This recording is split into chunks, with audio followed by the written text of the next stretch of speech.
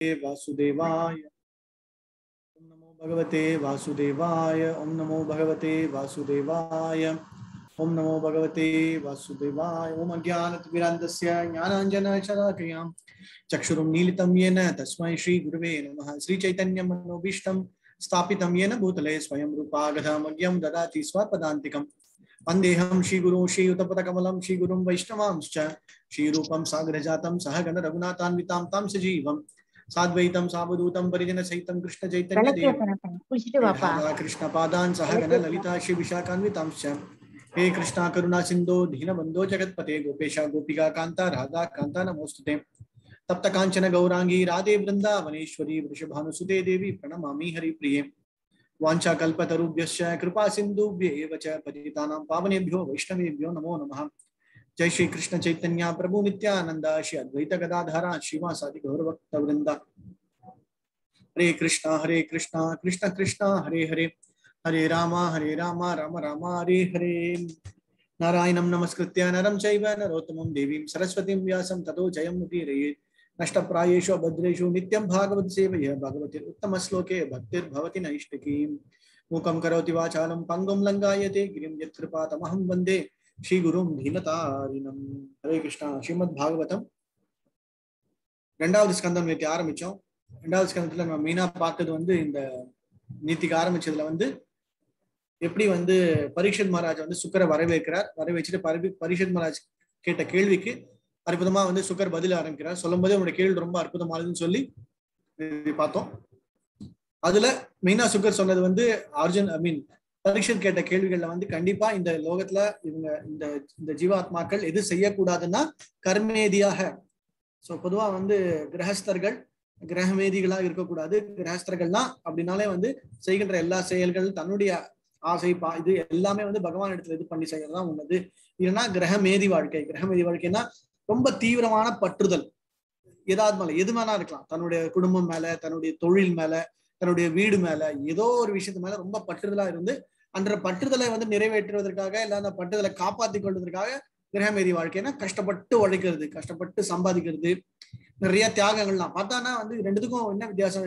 இவங்களும் தியாகங்கள்லாம் பண்ணுவாங்க, கர்ம அனுஷ்டாங்களை ஃபாலோ பண்ணுவாங்க, சில சமயங்கள்ல உபவாசங்கள்லாம் இருப்பாங்க, எல்லாம் இருப்பாங்க. ஆனா அதுக்கான பலன்லாம் என்ன அப்படின்னா தன்னுடைய குடும்பத்துக்காக தன்னுடைய இதுக்காக இப்படிங்கிற மாதிரி வந்துடும். சோ அது என்ன வாழ்க்கை? கிரகமேதி வாழ்க்கை. அப்புறம் கிரகஸ்த வாழ்க்கை. கிரகஸ்த வாழ்க்கை தான் முக்கியத்துவம் வாய்ந்தது அப்படின்னு சொல்லி எப்படி சுக்கர் தன்னுடைய தந்தை வழியாக பாகவதம் தனக்கு கிடைக்கப்பெற்றது. அப்புறம் பாகவத்தை படிக்கிறதுக்கு என்ன குவாலிபிகேஷன்? அந்த ஸ்ரத்தையும் அந்த நம்பிக்கையும் கண்டிப்பா வேணும் அப்படின்னு சொன்னார். அதோட பெனிஃபிஷன் உடனே எல்லா விதமான பாவவிடங்கள்ல இருந்து இது பண்ணி அவங்கள அந்த முக்தி நிலைக்கு வழி கிடைக்கும் அப்படின்னு சொல்லப்பட்டது. அதே மாதிரி சாண்டிங் ஆஃப் பகவானோட நாமத்தை சொல்றது ரொம்ப ரொம்ப உயர்ந்தது அப்படின்னு சொல்லி இறக்கும் தருவாயில அந்த காலேச்சா அந்த இறக்கும் தருவாயில என்ன பண்ணணும்? ஒரு தனியான ஒரு தியான யோகம், பகவத்கீதையில வர தியான யோகத்துல வர மாதிரி தனியான ஒரு இடத்துல போய் உட்காந்துட்டு இந்த புலன்களை அடக்கி அஷ்டாங்க யோகம், அதாவது இந்த தியான சமான விதான உதான இந்த எல்லா விதமான இதுவும் பண்ணி நியமா கிரக அது எல்லாத்தையும் இது பண்ணி பகவானை வழிபடணும், வழிபாட நினைச்சு தியானம் பண்ணணும். ஓம் வித்யேகாஷ்கரம் பிரம்மா அப்படின்னு ஓம் அப்படிங்கிற மந்திரத்தின் மூலமாக சொல்லி பகவான் உள்ள பரமாத்மாவை நினைக்க வேண்டும் அப்படின்னு சொல்றார். அப்புறம் எப்படி அதை செய்யணும், எப்படி அவரை ஞாபகம் வச்சுக்கிறது அப்படிங்கறத நேற்று நம்ம பார்த்த கேள்வி. ஓகே, ஸோ நேற்று நம்ம பார்த்தது மெயினான பாயிண்ட் அதுதான்.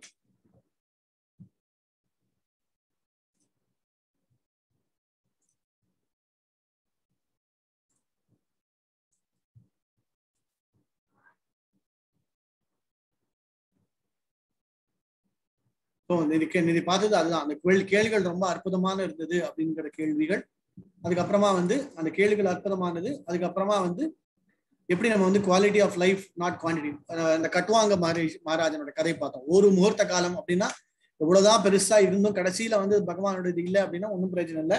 உனக்கு 7 நாட்கள் இருக்குன்னு சொல்லி அந்த அஷ்டாங்க வழிமுறைன்னு சொல்றாரு. யம நியம ஆசன பிராணாயாம பிரத்யாகார தாரண தியான சமாதி அப்படின்னு சொல்லிட்டு வீட்டுல உட்காராம ஒழுங்கா வெளியே வந்துடணும் அப்படிங்கறதா அவர் சொன்னது. அதை பார்த்தோம், சமாதி நிலை அப்படின்னு. அப்புறம் கடைசியா 3 கேள்வி. எப்படி அந்த தாரண நிலை எப்படி ஒருவன் அடைவது? பொதுவாக தாரணை பகவானை fix mind on lord's form. So Dhruvan வந்து சின்ன பையன் வந்து என்ன பண்றான், அந்த மதுவனத்துக்கு வரும்போது நான் ஓம் நமோ பகவதே வாசுதேவாய அப்படின்னு சொல்லிட்டு வந்து இவர் சொல்றாரு, யாரு, நாரதர் வந்து சொல்றாரு. சோ என்ன பண்ணணும் அப்படின்னா, உள்ள இருக்கிற பரமாத்மாவை நீ வந்து நினைச்சுன்னு தியானம் பண்ணு, உனக்கு அந்த ஞாபகம் வந்ததுன்னா அதுவே உனக்கு உன்னை வந்து வழிகாட்டும் அப்படின்னு சொன்ன உடனே அவர் உள்ள இருக்கிற பரமாத்மாவையே நினைச்சு அந்த ஃபார்மை வந்து நிற்கிறார். சோ அதனால அந்த கேள்வி கேட்கிறார் யார், பரீட்சித் மகாராஜா, அந்த தாரணமான அந்த நிலை. சோ நான் என்னோட பிரத்யாகாரம், என்னோட பிராணாயாமத்தை இது பண்ணிட்டேன், நான் வந்து என்னுடைய புலன்களை அடக்கி விட்டேன், நான் தாரணம் பண்ணணும், அது மூலமா வந்து மனசை ஒருநிலைப்படுத்தி பகவானுடைய அந்த ரூபத்தை இது பண்ணணும்னா என்ன பண்ணணும் அப்படிங்கறதான் கேள்வி. ஸோ அந்த கேள்வி கேட்கிறார். அந்த கேள்வி கேட்ட உடனே வந்து அந்த கேள்விக்கான இது என்ன, தாரணாஸ்ரயா. தாரணாஸ்ரயனா அந்த பகவான ரூபத்து மேல நம்ம தியானம் பண்ணி ஆசிரியம், அதுல வந்து அடைக்கலம் அடைகிறது எப்படி அப்படிங்கும்போது அது ரெண்டு, ஒண்ணு விராட்ட ரூபம், அதான் பரமாத்மா அப்படிங்கறத வந்து ரெண்டாவது சொல்றார். சோ பொதுவா வந்து மூணாவது கேள்வி என்னன்னா வந்து இந்த மனசில் உள்ள கலங்கங்கள், இந்த கல்மிஷங்கள்லாம் எப்படி போறது அப்படின்னு. சோ இந்த மூன்று விதமா இல்ல ரெண்டு விதமா இப்போதைக்கு தெரியும். ஒண்ணு பக்தி மிஸ்ர யோகம், ஒண்ணு வந்து கர்ம மிஸ்ர யோகம், இன்னொன்னு ஞான மிஸ்ர யோகம் அப்படின்னு. சோ பகவத்கீதால முதல்ல நம்ம பார்த்தது என்ன, கர்ம மிஸ்ர யோகம். கர்ம மிஸ்ரனா கர்மத்தின் வழிப்பிரகாரம் ஒருவன் தன்னுடைய செயல்களை செய்து புலன்களை அடக்கி மனதை ஒருநிலைப்படுத்தி கர்மாவின் வழியாகவே அவன் வந்து யோக நிலை அடைய முடியும். அடுத்தது ஞான மார்க்கமாக முழுமையா பகவானுடைய நிலைகள்லாம் தெரிஞ்சுட்டு அவருடைய அற்புதமான வைபவங்கள் தெரிஞ்சுட்டு தான் ஒரே ஞான நிலையில பண்றது. அடுத்தது உயர்ந்த நிலையில இருந்து பக்தி மிஸ்ரம் அப்படின்னு. சோ இதுதான் வந்து கேள்வி. அந்த கேள்விக்கான பதில தான் வந்து ஒரு சொல்ல ஆரம்பிக்கிறார்.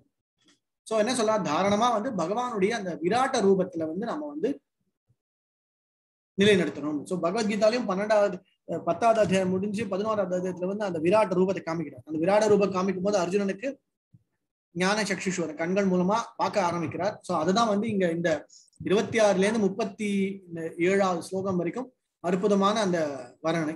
ஓகே, அது என்ன அப்படிங்கறத நம்ம வந்து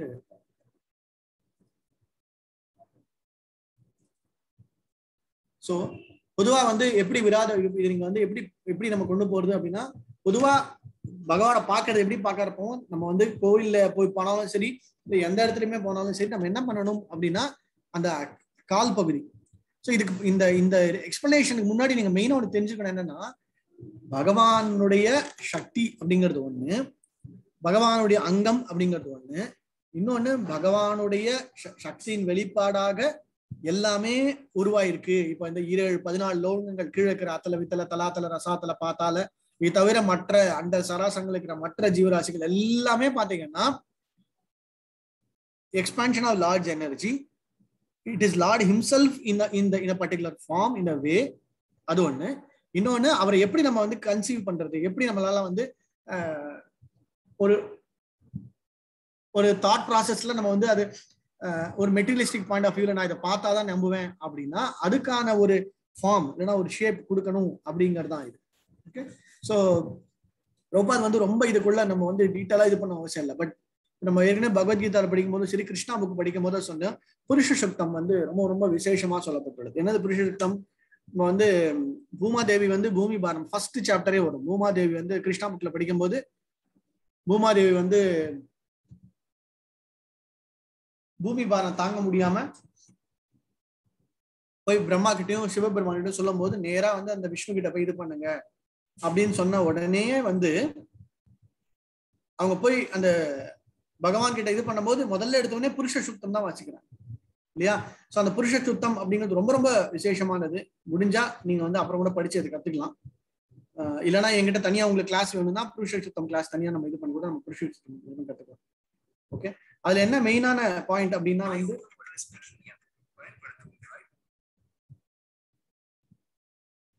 அதுல வந்து பகவானுடைய இந்த இப்ப நீங்க பாக்குறீங்களா ஸ்கிரீன்ல ஒரு இதுவும் ஒரு அங்கமும் ஒரே சொல்லிருக்கோம். அதுல ரொம்ப முக்கியமானது நம்ம கடைசியா பார்க்கும்போது பிராமணோ முகமாசி அப்படின்னு சொல்லிட்டு வைஷ்யோ உருதுஹ அப்படின்னு சொல்லி வரும். அது மெயினான பாயிண்ட். பட் அது தவிர இந்த பாயிண்ட்டும் தெரிஞ்சுக்கணும் சொல்லிதான் சுகதேவ கோஸ்வாமியே கிட்டத்தட்ட ஒரு 20 ஸ்லோகங்களா இதை வந்து வர்ணிக்கிறேன். ஓகே, கிட்டத்தட்ட வந்து 26ல இருந்து 37 அதுக்கப்புறமும் கிட்டத்தட்ட அந்த ஒரு 20 ஸ்லோகங்கள் வந்து இது பருது. ஸோ பொதுவா வந்து இது எப்படி பாக்குறது அப்படின்னா பகவானுடைய அந்த கால் பகுதி. இப்ப கால் பகுதி பாத்தீங்கன்னா பாத்தாள லோகம். பாத்தாள லோகத்துக்கு கீழே என்ன இருக்கும் அப்படின்னா வந்து நீங்க போட்டோலயே ரொம்ப அழகா வர்ணிச்சிருப்பாங்க. இந்த போட்டோ பாத்தீங்கன்னா தெரியும். கீழே வந்து இந்த சர்ப்பங்கள் நாகலோகம் சர்ப்பங்கள் அதெல்லாம் வந்து இந்த கால் பகுதியில இருக்குது. அப்படியே கொஞ்சம் கொஞ்சமா மேல போகும்போது சர்ப்பங்கள் கால் பகுதி. அப்புறம் இந்த கால் பகுதியில இன்னும் ரொம்ப குறிப்பா சொல்லணும்னா இந்த என்ன சொல்ற இந்த டோஸ், இந்த கட்டை விரல், இந்த விரல்கள், அப்புறம் இந்த பாம், இந்த ஹீல்னுவாங்க இல்லையா, இந்த பகுதி, அப்புறம் இந்த கால் பகுதி, அப்புறம் கணுக்கால், அப்புறம் இந்த கால், அப்புறம் ஒரு ஒன்றுத்துக்கும் தனித்தனியா வந்து அழகான வர்ணனை. வந்து இந்த டோ அண்ட் ஹீல்ஸ், இந்த கால் பகுதி மட்டும் பாத்தீங்கன்னா ரசாத்தலம், மேல இருக்கிறது பாதாளம் இந்த இது. அதுக்கப்புறம் மகாத்தலம், இந்த ஆங்கிள் பகுதி, இந்த முட்டி பகுதிகள்லாம் மகாத்தலம். அப்புறம் தொடை பகுதிகள்லாம் பாத்தீங்கன்னா வந்து வித்தலம், அத்தாத்தலம். ஸோ இதெல்லாம். அப்புறம் அந்த ஹிப், இந்த மெயினான இந்த பகுதி மகித்தலம், இந்த மெயினான இந்த பகுதி வந்து ஹிப் மகாத்தலம் அப்படின்னு சொல்லிட்டு அப்படியே மேல போகும்போது இந்த நட்சத்திரங்கள் இங்க பாத்தீங்கன்னா சூரியன், சந்திரன், எல்லா விதமான அஸ்வினி, எல்லா நட்சத்திரங்கள்லாம் வரும். ஓகே, அந்த நட்சத்திரங்கள்லாம் என்னது அப்படின்னா எல்லா விதமான மற்ற கிரகங்கள் அப்படின்னு. கழுத்து பகுதி பாத்தீங்கன்னா மகரலோகம் அப்படின்னு சொல்லிட்டு இந்த இடத்துல மகரலோகத்துல இருக்கிறவர்கள் அப்படின்னு ஒரு பகுதியில யார் இருக்கா அப்படின்னு சொல்லிட்டு.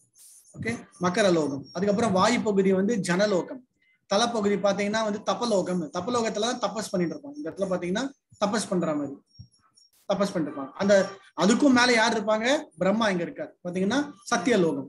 ஓகே, சோ இந்த மாதிரி 14 லோகங்கள் அவருடைய உடலுடைய அங்கமாக இருக்கின்றது அப்படின்னு. அது தவிர என்ன பண்றார்? அதுக்கப்புறம் பாத்தீங்கன்னா தலை, சத்தியலோகம் நான் சொன்ன இந்த தலையில என்ன 1000 தலைகள் கொண்டது நிலை அப்படின்னா அந்த பிரம்மாவுடைய நிலை வந்து அந்த இடத்துல இருக்கு அப்படின்னு சொல்லப்பட்டுள்ளது. அது 1000 தலைகள் மாதிரி ஒரு. சோ இது தவிர கைகள்ல பாத்தீங்கன்னா இந்திரன், வாயு, சந்திரன் மாதிரி. இது பாத்தீங்கன்னா இந்திரன் இருக்கிறது. இது பாத்தீங்கன்னா இந்திரன், இந்த கைகள்ல இந்திரன் இருக்கிறது. இதுல வந்து எல்லா தேவர்களும் இந்த கை பகுதியில இருப்பாங்க அப்படின்னு. சோ இது வந்து ஓவரால் ஸ்ட்ரக்சர். இது தவிர பொதுவா வந்து அந்த 6 புலன்களுடைய அந்த இது இருக்கும் இல்லையா, sense and sense organs. So sense organs சொல்லப்படும். அப்புறம் கூடவே சென்சஸ் அப்படின்னு. சென்சஸ்னா அந்த திறன் இருக்கு இல்லையா, அந்த திறன். அதுல ஃபர்ஸ்ட் எடுத்தோடனே பார்த்தோம் அப்படின்னா காதுங்கிறது ஒண்ணு, இன்னொன்னு காதால் கேட்கின்ற அந்த திறமை. ஸோ அதுதான் வந்து அந்த ஒலி. பகவான் வந்து ஒலி ரூபமா இது பண்றது. ஸோ காது பகுதியில பாத்தீங்க அப்படின்னா வந்து 10 டைரக்ஷன்ஸ் இருக்குமா, கிழக்கு, மேற்கு, வடக்கு, தெற்கு, east, west, north, south, north east, north west, north south, அப்புறம் மேலே கீழே அப்படின்னு எல்லாமே இந்த காது பகுதியில் அடங்கியிருக்கு அப்படின்னு சொல்லப்படுது. அதுக்கப்புறம் பாத்தீங்கன்னா இந்த 2 துவாரங்கள், மூக்கு துவாரங்கள் பாத்தீங்கன்னா 2 பேர் இருக்காங்க. ஓகே, இந்த மூக்கு துவாரங்கள் 2 பேர் யார் அப்படின்னா வந்து இன்னும் கொஞ்சம் ஜூம் பண்ணி கூட காமிக்கலாம்.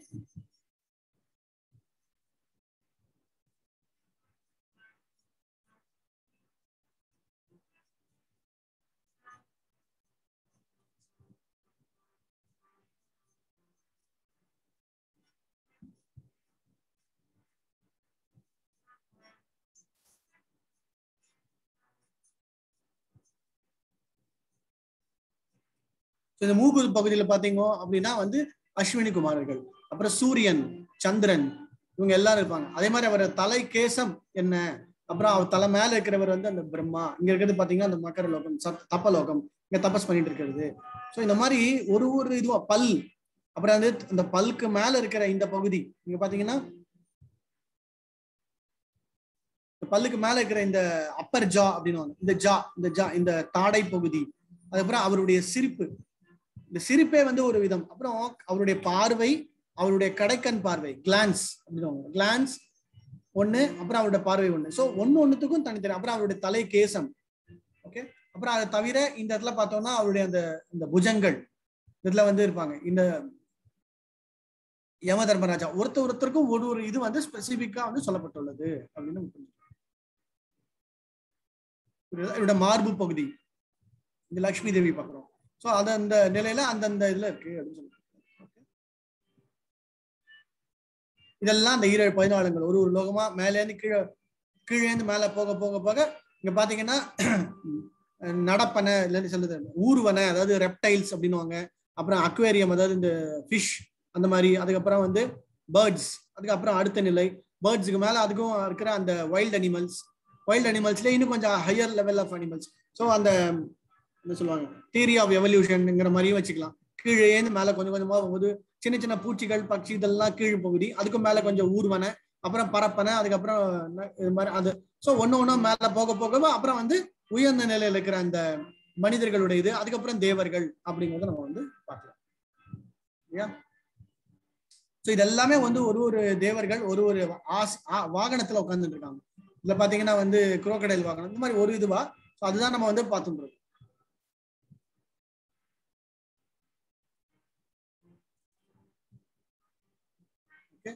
ஸோ இதுதான் ஃபுல்லாவே கைகள். இதுக்கப்புறம் பாத்தீங்கன்னா வந்து கண்கள், ரொம்ப ஸ்பெசிபிக்கா கண் இமைகள், அப்புறம் கண்ணுல இருக்கிற அந்த சொல்லுவாங்க ரெட்டினா அந்த பால்ஸ், அப்புறம் அந்த கண் மேல இருக்கிற இமை இதுகள், ப்ரோ கை மேல இருக்கிற ஐப்ரோஸ், அப்புறம் அவருடைய டங், அவருடைய நாக்கு, அப்புறம் அவருடைய ஜாஸ் டீத். இதெல்லாம் வந்து பார்த்தோம்னா யமதர்மராஜாவை குறிக்கும். அப்படின்னா என்ன அர்த்தம்? பகவதிகளை பார்த்தோம் எப்படி வந்து அந்த விராட ரூபத்தை வந்து முதல்ல பார்க்கும்போது அர்ஜுனனுக்கு வந்து ரொம்ப சந்தோஷமா இருந்தது. ஆனா போக போக பார்த்தா ரொம்ப அதிபயங்கரமா இருந்து எல்லா கௌரவர்களும் அந்த கிருஷ்ணனுடைய வாய்க்குள்ள ஓடுற மாதிரி உள்ள ஓடுறாங்க, எல்லாம் ஊந்தடிச்சு ஓடுறாங்க. வாயிலிருந்து நெருப்பு கக்கிறது இல்லையா? இந்த நெருப்பு கக்கும் போது அதுதான் யாருனது கால ரூபமாக பகவான் வந்து அவர்களை வந்து தண்டிக்கிறார் அப்படின்னு போட்டு அந்த பல்லுல கடிச்சு உள்ள கொண்டு போற மாதிரி அப்படின்னு. ஸோ அவருடைய ஸ்மைல் 3 விதமா இருக்கு. ஒண்ணு வந்து உக்ரமா பாக்குறது, இன்னொன்னு அவருடைய ஸ்மைல். ஸோ பொதுவா வந்து அவர் சாதாரணமா சிரிச்சாலே நீங்க நிறைய இடங்கள்ல பாத்தீங்கன்னா கிருஷ்ணன் வந்து ரெஸ்பான்ஸ் பண்றதை பாத்தீங்கன்னா நீங்க வந்து எப்படின்னா பகவத்கீதையிலும் சரி இல்ல பாகவதிலும் சரி ஏதாவது ஒண்ணு நடக்கும்போது அவர் சும்மா ஸ்லோகங்கள்லயே சொல்லப்படும். அவர் வந்து புன்முறுவல் பூத்தார், ஹி ஸ்மைல்டு அப்படின்னு. ஸ்மைல்டுனாலே எப்படின்னா ஹீஸ் அட்ராக்டிங். அவர் வந்து அந்த ஸ்மைல் மூலமா இப்போ வந்து இல்லைங்க ஷாமசுந்தர ரூபம் நீங்க போய் கிருஷ்ணரை பார்க்கும்போது அவருடைய வாயில அந்த புன் சிரிப்பு அப்படின்னுவாங்க இல்லையா, அந்த தாமரை இதழ்கள் தொடர்ந்து வாயை திறக்கிறது, அதுலயே நம்மள எல்லாரையும் அட்ராக்ட் பண்றாரு. அது என்ன அட்ராக்ஷன்னா உண்மை இல்லை, அது வந்து இந்த என்டையர் இந்த பௌதிக சக்தி, அந்த சக்தி தான் அவருடைய ஸ்மைல், அவ்வளவுதான். ஸோ ஒரு ஸ்மைல்ல எல்லாமே நடக்கிறது அப்படின்னு. அதே மாதிரி பார்வை. ஸோ பொதுவா வந்து கிருஷ்ணன் வந்து இந்த பண்ணி எல்லாத்தையும் உருவாக்கணும் இந்த மகத் தத்துவத்திலேருந்து. இதான் மகத் தத்துவம்னு வச்சுக்கோங்களேன். இந்த மகத் தத்துவத்திலேருந்து வந்து இந்த பிரம்மா, அதுக்கப்புறம் வந்து கர்ப்போதாட்ச விஷ்ணு, சீதோதாட்ச விஷ்ணு, காரோதாட்ச விஷ்ணு அப்படிங்கலாம் நம்ம பார்க்கும்போது அவர் வந்து ஒரு ஜஸ்ட் ஒரு கிளான்ஸ் தான் இப்படி பாப்பாரு, அவ்வளவுதான். அது அப்படியே உருவாயிடும், அவ்வளவுதான். ஒண்ணுமே பண்ணணும் அவசியம் இல்லை.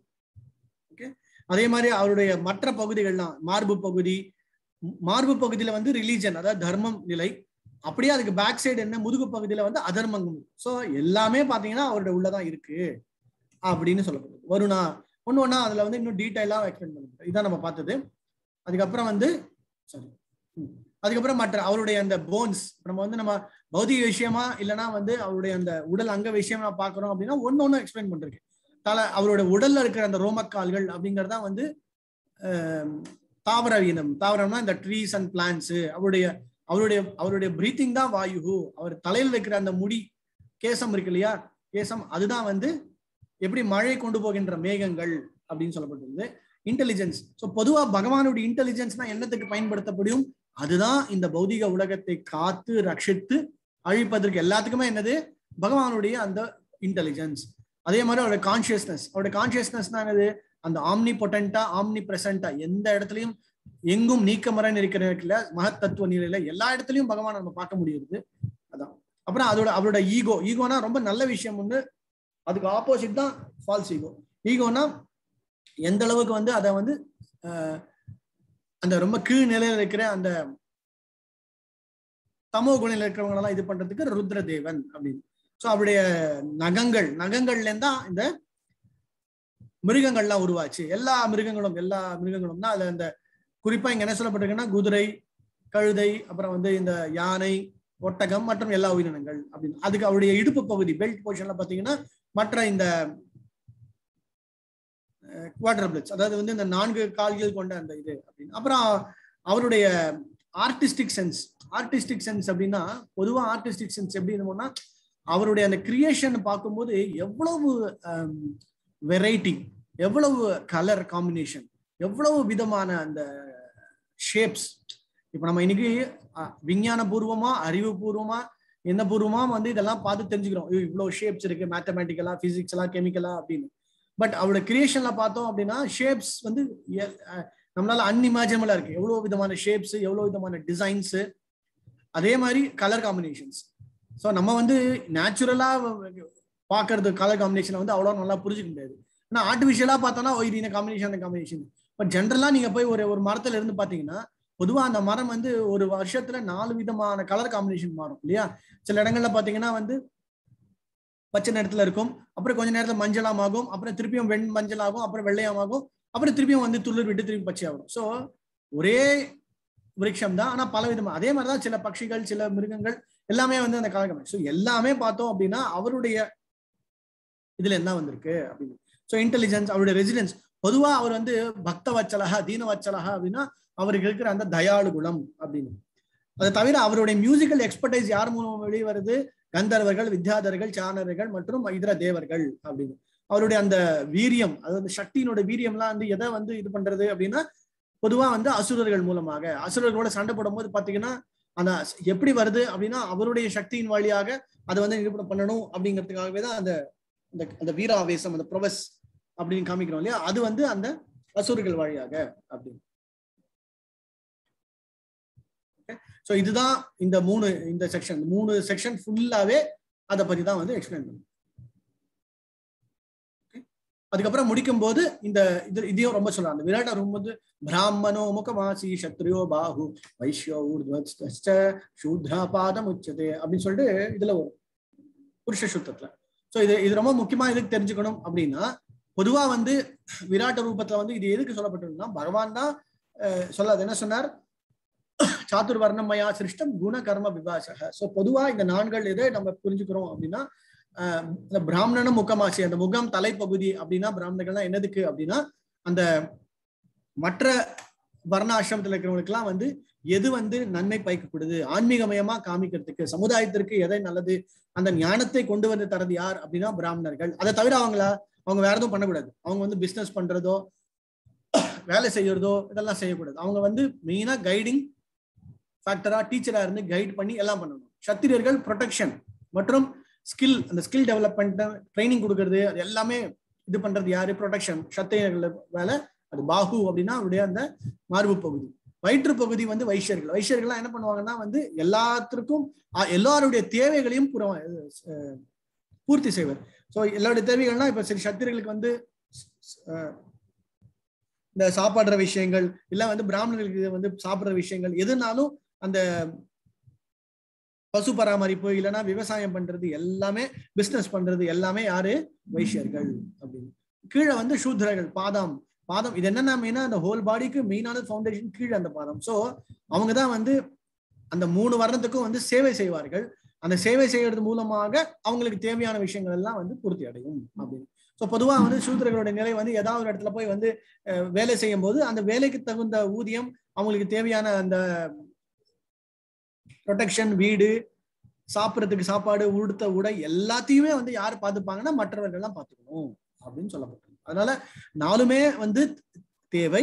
அந்த 4த்துலயும் அவங்களுடைய அந்த ரோல் என்ன அப்படிங்கறது கிளியரா தெரிஞ்சுக்கணும். அந்த ரோல், அந்த பர்பஸ் என்ன அப்படிங்கறது தெரிஞ்சுட்டாதான் இந்த விஷயம் வந்து கிளியரா புரியும் அப்படின்னு சொல்லுங்க.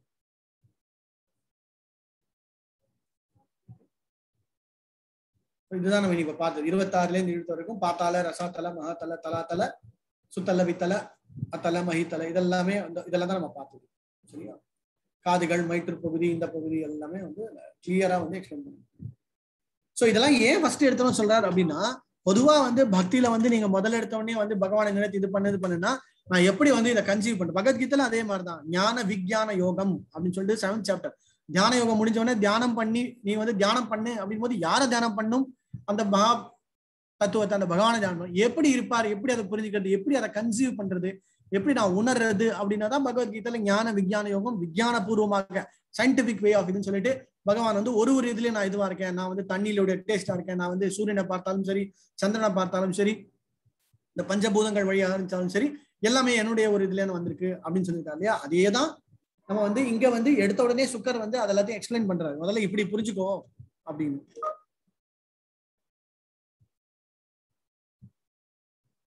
சோ இதான் தாரண ஆஸ்ரயா லெவல். சோ இது வந்து பண்றது மூலமா அந்த யோகியோட நிலைக்கு நீ வந்து சேர்ந்து விடுவாய் அப்படின்னு சொல்ற. இதான் நம்ம வந்து ஃபர்ஸ்ட் சாப்டர்ல பார்த்தோம். செகண்ட் கேண்டோல செகண்ட் சாப்டர் என்ன பண்றோம் அப்படின்னா, ஃபர்ஸ்ட் இதோட என்னது? First realisation. இதோட சாப்டரோட டைட்டில் என்ன? பொதுவா நம்ம பார்க்கும்போது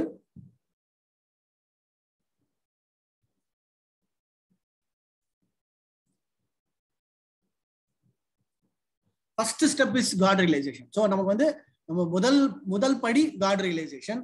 அடுத்த படி அந்த காட் ரியலைசேஷனை எப்படி நான் வந்து நெக்ஸ்ட் ஸ்டெப்புக்கு கொண்டு போறது. ஸோ நெக்ஸ்ட் ஸ்டெப்புக்கு கொண்டு போறோம்னா ஹிருதயத்திற்குள் இருக்கின்ற அந்த பகவான். ஸோ நம்ம பகவானை வந்து 3 நிலைகளை தெரிஞ்சுக்கோம் இல்லையா? பரமாத்மாவாகவும் வெளிப்புறமா இருக்கிற எல்லா சக்தியினுடைய வெளிப்பாடாகவும், 3வது என்னது அந்த தனியத்துவம் வாய்ந்த அந்த பகவான் லீலைகள் செய்கின்ற. ஸோ ஹிருதயத்துல இருக்கிற பரமாத்மா லீலைகள் செய்யற மாதிரி தெரியாது. வெளியில இருக்கிற அவருடைய பிரம்ம நிலையில இருக்கிற அவருடைய சக்தியினுடைய வெளிப்பாடா இருக்கிற எல்லாம் வந்து பார்த்தா லீலைகள், அந்த ருச்சி கிடைக்கிற மாதிரி இருக்குது. ஆனா யாருக்கிட்ட இருந்து ஃபைனலா அந்த ருச்சி அந்த இதெல்லாம் கிடைக்க போறோம்னா அந்த மோஸ்ட் ஹையஸ்ட் ஃபார்ம் என்ன, அந்த பகவான் ரியலைசேஷன். அதுதான். ஸோ இப்போ செகண்ட் சாப்டர் என்ன பார்க்க போறோம்னா ஹிருதயத்துக்குள்ள இருக்கிற பகவான். ஸோ சுக்கரே அப்படியே கண்டு பண்றாரு. ஏவம் புறா தாரண ஆத்ம யோனி நாஷ்டாம் ஸ்மிருதிம் பிரதவ்ய நஸ்தாம் சாரி ததா சர்ஜேயம் அமோக திருஷ்டீர் யதாபயத் பிரஜ்வக்ய புத்திஹி. ஸோ செகண்ட் சாப்டர்ல வந்து எப்படி வந்து அந்த கான்சியஸ்னஸ் இது பண்ணாருன்னு சொல்லிட்டு செகண்ட் சாப்டர் நம்ம மெயினா என்ன பார்க்க போறோம்,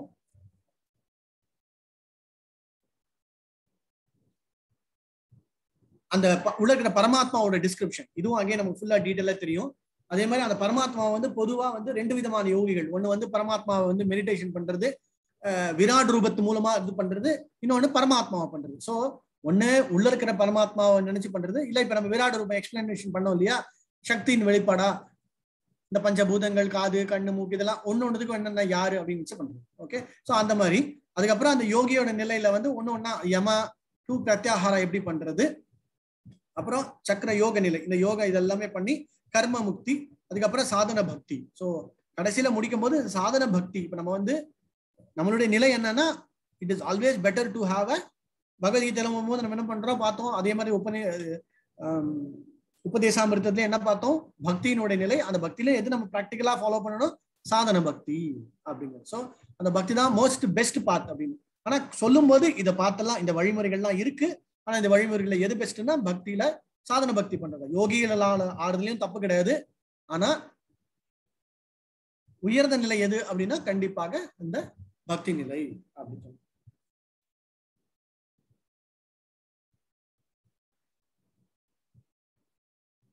சோ இதுக்கு வந்து சில பேர் கேட்பாங்க இல்லையா, ஜெனரலா பகவான தியானம் பண்றது மூலமா ஏதாவது விராட் ரூபத்தை பார்க்க கண்டிப்பா உண்டு. அதுல பிரம்மாவே வந்து நீங்க தபலோகம், அதாவது பிரம்மா வந்து கீழே இறங்கி வரும்போது தாப்பா அப்படின்னு சொல்லும்போது அவர் பாடி தபாஸ் பண்ணா யார, அந்த விராட் ரூபத்தை தபஸ் பண்ணி அவருக்கு கிடைக்கப்பட்டது. சோ இதுல வந்து ஃபெயிலியர் அப்படிங்கிறத விட கண்டிப்பா அச்சீவ்மெண்ட் சக்சஸ் இருக்கு. ஆனா இப்ப இருக்கிற கலியுகத்துக்கு இப்ப இருக்கிற நிலைக்கு அது ஒத்து வருமா அப்படிங்கிறது ஒரு கொஸ்டின் மார்க்.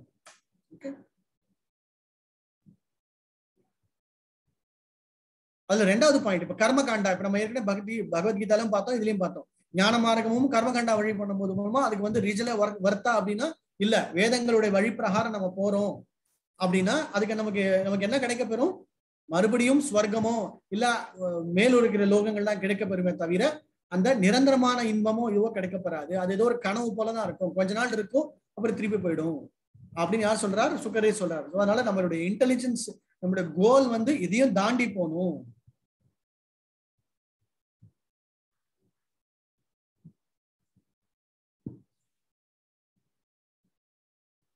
சோ இந்த ஜீவாத்மா அப்படின்னா என்ன பண்ணணும், அதாவது பொதுவா வந்து இந்த கேள்வி வரும் இல்லையா, நான் கிரகஸ்தனா இருக்கேன் அப்படின்னா நான் என்ன பண்ணணும் அப்படின்னா இதேதான் அகைன் பகவத்கீதையில சொல்லுங்க, இந்த உடலையும் இந்த ஜீவாத்மாவையும் உள்ள ஒன்னா இருக்கிறவருக்கு தேவையான விஷயங்கள் மாத்திரம் செஞ்சா போதும். சத்யாம் கிறிஸ்தோ கிம் கசிப்போ பிரயார்ஷ பாஹுஸ்பசித்தே அப்படிங்கிறது சதி அஞ்சனாலோ கிம். சோ இந்த ஸ்லோகத்துல என்ன அப்படின்னா இதெல்லாம் இருக்கு, ஒரு பெரிய எக்ஸ்பிளனேஷன் பண்றாரு 4th and 5th ஸ்லோகத்துல. கைகள் இருக்கு, அதாவது வந்து இந்த பௌதிக விஷயமா ஒண்ணுத்துக்கும் அவர் சொல்ல வர்றாரு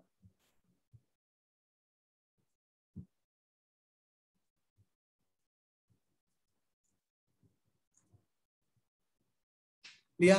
சோ இதை பாத்தீங்கன்னா தெரியும் நம்ம எதுக்கு வந்து வாழறோம் அப்படின் போது, நமக்கு எதுக்கு வந்து பஞ்சு மெத்தை என்ன சொல்லுவாங்க, இந்த பயங்கரமான பஞ்சு இந்த பஞ்சு மெத்தை இதெல்லாம் எதுக்கு அப்படின்னு. கைகள் இருக்கும்போது தலகாணி எதிர்க்கு, கைகள் இருக்கும்போது வந்து பாத்திரம் இது, அந்த மாதிரி ஒண்ணா எக்ஸ்பிளைன் பண்ணி போறாரு. ஓகே. சோ இதெல்லாம் என்ன அப்படின்னா ஜென்ரலா வந்து நம்ம எவ்வளவுக்கு எவ்வளவு பற்றுதல் இல்லாம இருக்கிறது, எவ்வளவுக்கு எவ்வளவு தேவைகளை குறைத்துக் கொள்வது, அப்படிங்கறதா மெயினான பாயிண்ட். ஓகே, சோ இதெல்லாம் எதுக்கு சொல்றாருன்னா அப்பதான் வந்து உனக்கு ஒரு டிட்டாச்மெண்ட் வரும். இல்லைன்னா என்ன ஒரு சின்ன விஷயத்துல இப்ப ஒண்ணு இல்ல எல்லாத்தையும் டிட்டாச் பண்ணிட்டேன்னு இருப்பான், ஆனா என்னோட கமண்டலம் எனக்கு ரொம்ப முக்கியம் அப்படின்னு சில பேர் உட்காந்துருப்பாங்க. எல்லாத்தையும் துறந்து சன்னியாசா போயிடுவாங்க, ஆனா அந்த கமண்டலத்துக்கு மேல அவ்வளவு அட்டாச்மெண்ட் இருக்கும். கமண்டலம் கமண்டலம்னு அதுலயே வச்சுருப்பாங்க. சில பேர் எல்லாம் பாத்தீங்கன்னா அப்படிதான் இருக்கும். சில பேருக்கு வயசாயிடும் எல்லாம் முடிஞ்சிடும், ஆனா அவங்களுடைய அந்த கழுத்துல மாட்டிக்கிற ஒரு பொருளோ இல்ல காதுல மாட்டிக்கிற ஒரு அணிகலனோ இல்ல கால்ல போட்டுக்கிற செருப்போ இல்ல துணியோ அது மேல புடவைகளோ ஏதோ ஒண்ணுத்துல வந்து தீவிரமான பட்டுதல் இருக்கணும். எல்லாத்தையும் விட்டு ஒழிஞ்சு என்னமா இருந்தா கூட இந்த சென்ஸ்ல பாத்தீங்கன்னா முடியவே முடியாது. சோ இந்த இடத்துல வந்து சுக்கர் வந்து இதெல்லாம் வந்து ஒரு ஜீவாத்மா உடலோடு இருக்கும் போது மற்ற விஷயங்கள்லாம் உனக்கு வந்து ஒண்ணு ஒண்ணா யோசிச்சேன்னா உனக்கு எதுவுமே தேவையில்லை அப்படிங்கிற பாயிண்ட் சொல்றேன். ஓகே, அதான் 4th and 5th ஸ்லோகத்துல வரும்போது கிளீனா சொல்றேன். ரொம்ப அற்புதமான ஸ்லோகம் அது.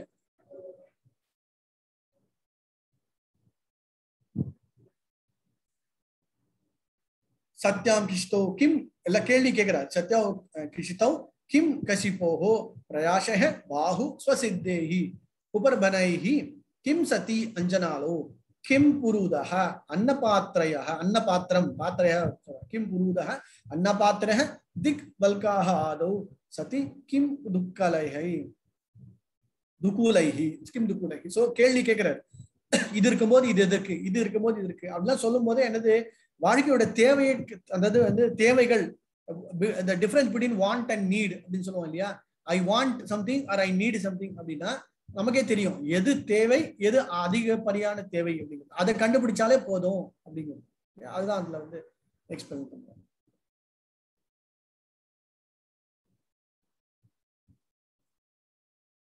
எல்லாம் சொல்லிட்டு கடைசியில சொல்றாரு ருத்தா குஹா கிம் அஜிதோ பாப் நாபசனம் கஷ்மாத் பஜதி கவையோ தன துர்மாதந்தன்.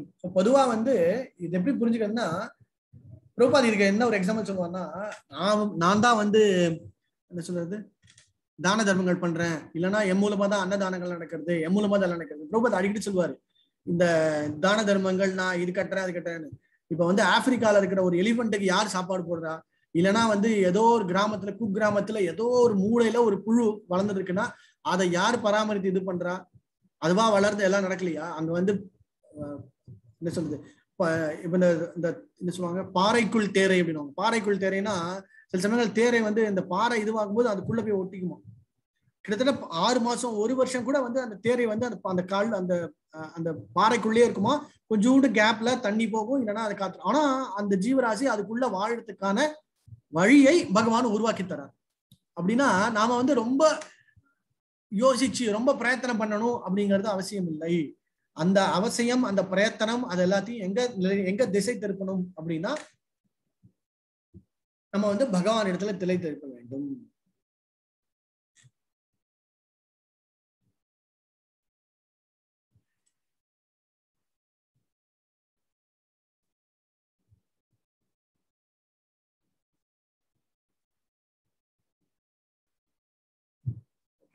அதுதான் அந்த மெயினான பாயிண்ட்.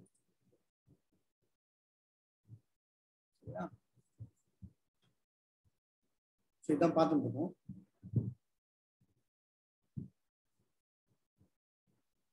சோ இப்ப வந்து உள்ள இருக்கிற பரமாத்மாவை வந்து எக்ஸ்பிளைன் பண்றாரு. ஓகே, காஞ்சரதாங்க சங்க கதா. சோ உள்ள இருக்கிற பரமாத்மா வந்து 8வது ஸ்லோகத்துல எக்ஸ்பிளைன் பண்றாரு. எப்படி சொல்றார்? 8வது ஸ்லோகத்துல வந்து 6வது அழகான ஸ்லோகம் தான். சோ நம்ம என்ன பண்ணணும்? ஏவம் ஸ்வசித்தே ஸ்வதா சித்த சித்தஹ ஆத்ம பிரியோ அர்த்தோ பகவான் அனந்தஹ தம் நிர்வித்தோ நியதார்த்தோ பஜதே சம்சார ஹேது பரமாஸ்ச. சோ பொதுவா நம்ம என்ன பண்ணணும் அப்படின்னா உள்ள இருக்கிற பரமாத்மாவை தியானம் செய்ய வேண்டும். அந்த பரமாத்மாவுக்காக நம்ம வந்து சேவை செய்ய வேண்டும். ஏவம் ஸ்வசித்தே, ஸ்வசித்தேனா உள்ள இருக்கிற ஆட்டுக்குள்ள இருக்கிறவர், ஸ்வதஹ அவருடைய இதனால, ஏவஹ சித்தஹ நிரந்தரமா வெரி பிரியஹ அர்த்தஹ. சோ பிரியஹனா ரொம்ப பிரியமானவர். நம்ம ஏற்கனவே பகவத்கீதையில பார்க்கும்போது பார்த்தோம் அந்த ஜீவராசி ஒரு பக்ஷியா ஒரு பேரட்டா உட்கார்ந்து இருக்கு, பக்கத்துல இன்னொரு பக்ஷி இருக்கு. ஆனா இந்த பக்ஷி அந்த பக்ஷியை பார்க்காம என்னென்னலாம் அனுபவிக்குமோ வச்சுருக்கு. ஆனா ஒரு சமயம் ஒரு நிலையில பார்த்தது அப்படின்னா தென் அதுக்கான ரியலைசேஷன் அது கிடைக்கப்பெறும் அப்படின்னு. அதுதான் இங்கேயும் எக்ஸ்பிளைன் பண்றார். அந்த ஜீவாத்மா கண்டிப்பா அவனுடைய வாழ்க்கையோட குறிக்கோள் அந்த பரமாத்மாவை அடைவது.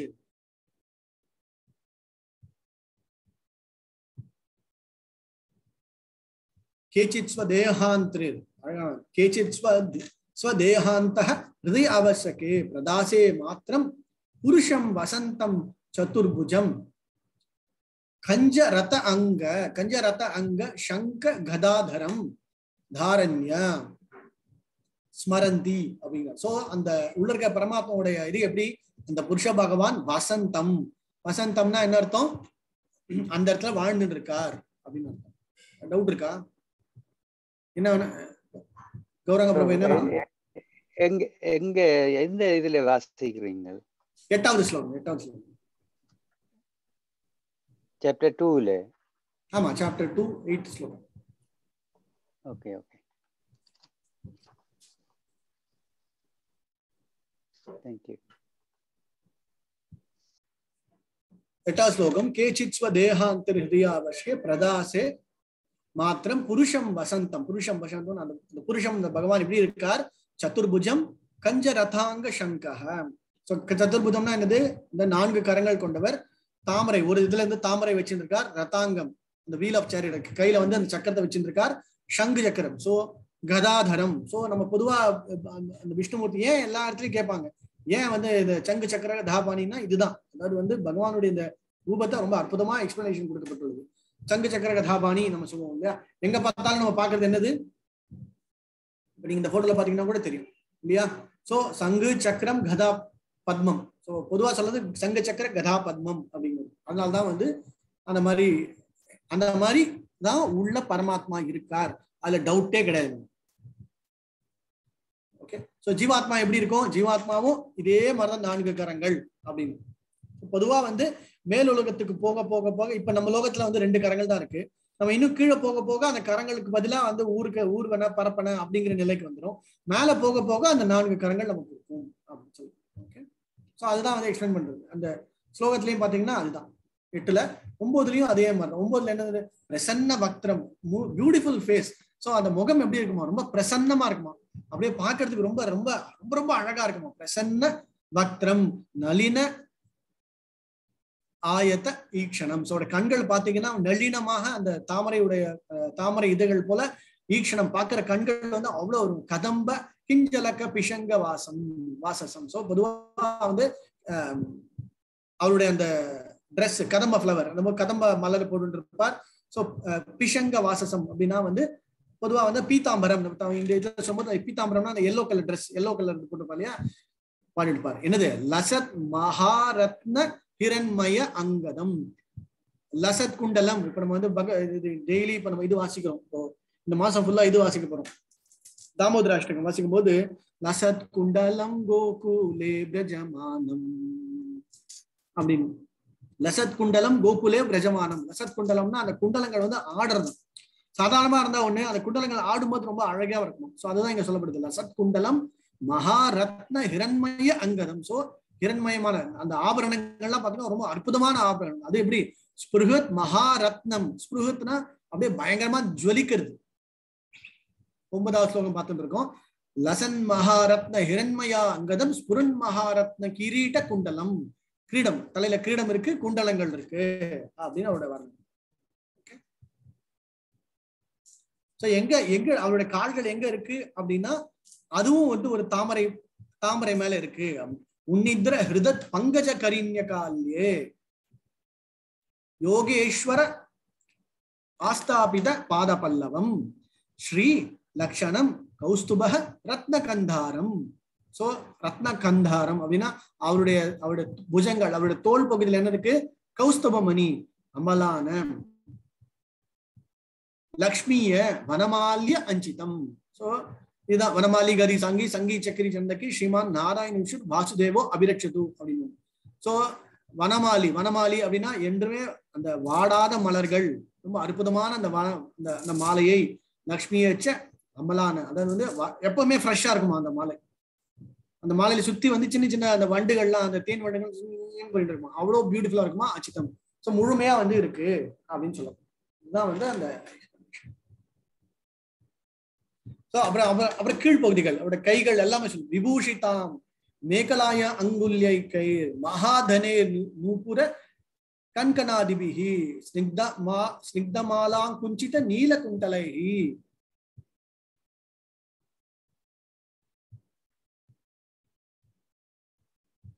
விரோச்சனமான ஹாசபேஷலம். விரோச்சனமான அப்படின்னா ரொம்ப ஸ்மைலிங் ஃபேஸ். ஆனன ஹாசனம், பியூட்டிஃபுல் ஸ்மைலிங் ஃபேஸ். அக்குஞ்ச அவருடைய முடி, அவருடைய தலை கேஸ் முடி இருக்கு, ரொம்ப பர்ஃபெக்டா அழகா சுருள் சுருள் முடி. அகுஞ்சித நீல குண்டலைஹி. ஸோ அந்த ப்ளூயிஷ் பிளாக் அப்படின்னு. ஸோ மேனியே வந்து அந்த ப்ளூயிஷ் பிளாக். ஸோ நீல குண்டலைஹி. ஸோ அந்த அந்த முடி, அந்த கேசம் வந்து அவ்வளவு அழகா இருக்கு. கண்கண ஆதிவிகி. ஸோ கைகள்ல கண்காணங்க இருக்கு. நூப்புற கால்கள்ல வந்து அந்த காப்பு, கால்ல காப்பு போட்டிருக்கு. என்னது? மகாதனைஹி, ரொம்ப ஹை வேல்யூபிள். அங்குலைஹி, அங்குலம், அங்குஷ்டாபியான் நம அங்குலைஹி அப்படின்னு. அங்குல கைகள்ல பாத்தீங்கன்னா அந்த மோதனங்கள் இருக்கு. மேகலாயாக, மேகலானா இடுப்பு பகுதியில வந்து அந்த தமிழ் எப்படி சொல்லுவாங்க, ஒட்டியானம் அப்படின்னு. அந்த விபூஷிதாம் மேகலாய அங்குலைஹி மகாதனைஹி நூபுர கண்கண ஆதிபிஹி ஸ்னிக்த அமல அஞ்சுத்தியதா நிலகுண்டலைஹி விரோச்சனமான அனஹாச பேசலாம். அவ்வளவு பியூட்டிஃபுல்லா அவருடைய அந்த கீழ்ப்பகுதிகள், அவருடைய இடுப்பு பகுதி, கைகள்ல அந்த மோதிரங்கள், கேசம் அவ்வளவு அற்புதமா அழகா இருப்பதற்கு, கைகள்ல அந்த வளையல்கள், காப்பு, அது தவிர வந்து அவருடைய அற்புதமான அந்த ஸ்மைல். அதுங்கிறது தான் எக்ஸ்பிளைன்.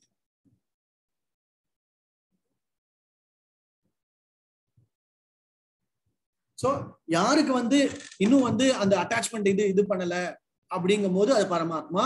விராட ரூபத்தை வந்து யாருக்கு அட்டாச்மெண்ட் வந்து இதெல்லாம் பார்க்க முடியறது, தெரிய முடியறதோ அவனுக்கெல்லாம் வந்து என்னது? விராட ரூபம் அப்படின்னு சொல்றாரு. சோ அவருடைய பாஸ்ட் டைம்ஸ், அவருடைய லீலைகள், அவருடைய கிளான்ஸ், அது எல்லாமே வந்து ரொம்ப ரொம்ப தாரணமானது, ரொம்ப ரொம்ப விசேஷமானது, ரொம்ப ரொம்ப முக்கியத்துவமானது. சோ யாரால வந்து அதை தாரணம் பண்ணும்போது என்ன பண்ணணும் அப்படின்னா, அவருடைய இப்ப நம்ம பார்த்தோம் அந்த விராட ரூபம், ஒரு அங்கமா அவருடைய பாதப்பகுதி, அப்புறம் அவருடைய கால் பகுதி, அப்புறம் அவருடைய தொடை பகுதி, அப்புறம் அவருடைய வயிற்று பகுதி, அப்புறம் அவருடைய இடுப்பு பகுதி, அப்புறம் அவருடைய கைகள், அப்புறம் அவருடைய புஜங்கள், அவருடைய கழுத்து பகுதி, அவருடைய மார்பு பகுதி, அவருடைய பின்பகுதி பகுதி, அவருடைய கழுத்து பகுதி, அவருடைய முகம், அந்த முகத்துல இருக்கிற அந்த கண், காது, மூக்கு, வாய், தலை எல்லாத்தையும் ஒண்ணு ஒன்னா தனித்தனியா வந்து அவன் வந்து தியானம் பண்ண வேண்டும். இதுதான் வந்து அந்த 12 to 13, 14 சொல்ல முடியும். ஓகே, எப்படி சொல்றாரு?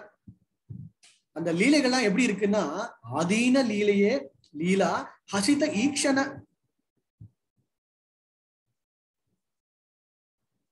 ஆதீன லீலா ஹசித ஈக்ஷண உல்லசாத் ப்ரூபங்க சமுச்சிதா பூரி அனுகிரகம் அப்படிங்கிற. பூரி அனுகிரகம்னா அந்த இது வந்து நமக்கு அனுகிரகம், அவருடைய பார்வை மூலமாகவே நமக்கு அனுகிரகம் கிடைக்கப்படுறது. அந்த டிரான்செண்டல் ஃபார்ம்ல நம்ம வந்து எவ்வளவு கான்சென்ட்ரேட் பண்றோமோ அது மூலமாகவே நமக்கு எல்லா விதமான நன்மைகளும். சோ அதனாலதான் நம்ம வந்து கோயில போய் பகவானை பார்க்கணும், தரிசனம் பண்றோம்னா அவருடைய அந்த திருமேனி தரிசனம், அவருடைய தரிசனத்தை எடுத்துக்கிறோம் அப்படின்னாலே வந்து என்ன அர்த்தம்னா அவருடைய கடாட்சம் நமக்கு கிடைக்கப்படுகின்றது அப்படின்னு சொல்லுவோம்.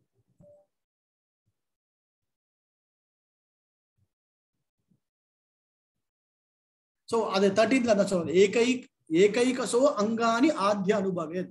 சோ ஏகைக அங்கனியம்னா ஒண்ணா ஒரு பகுதியா கீழிலேந்து, கால் பகுதியிலேந்து தலைக்கு வரைக்கும், அந்த ஸ்மைல் வரைக்கும், பாதாதி யாவத் தசிதம் கதாபிருதஹ. சோ கீழேந்து பாதாதி கீழேந்து ஆரம்பிச்சு ஹசிதம், ஹசிதம்னா அந்த புன்முறுவல் சிரிப்பு. சோ கால்ல இருந்து ஆரம்பிச்சு மேல வருது. ஜிதம் ஜிதம் ஸ்தானம் அப்போஹிய தாரையே பரம் பரம் சுத்தயத்தி தீர்யதா யதா. சோ அந்த கீழேந்து மேல வர வர வர அவனுக்கு வந்து அந்த பியூரிபிகேஷன், அந்த கீழேந்து சொன்னேன் இல்லையா, அந்த ஒரு பகுதியா மேல வரும்போது அவனுக்கு பியூரிபிகேஷன் அதே மாதிரிதான் கிடைக்கும்.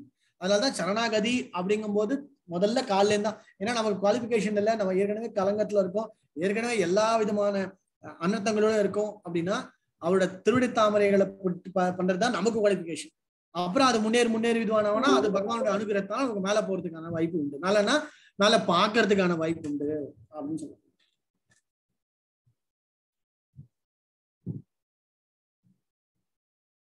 சொல்லிட்டு 14ல சொல்றாரு, யாவன் ந ஜாயதே பராபரேஸ்மின் விஸ்வேஸ்வர தர்ஷ்யாதி பக்தி யோக தாவத்ஸ்வய புருஷஸ்ய ரூபம் கிரியாவாசனே பிரத்யஹ ஸ்மரதே.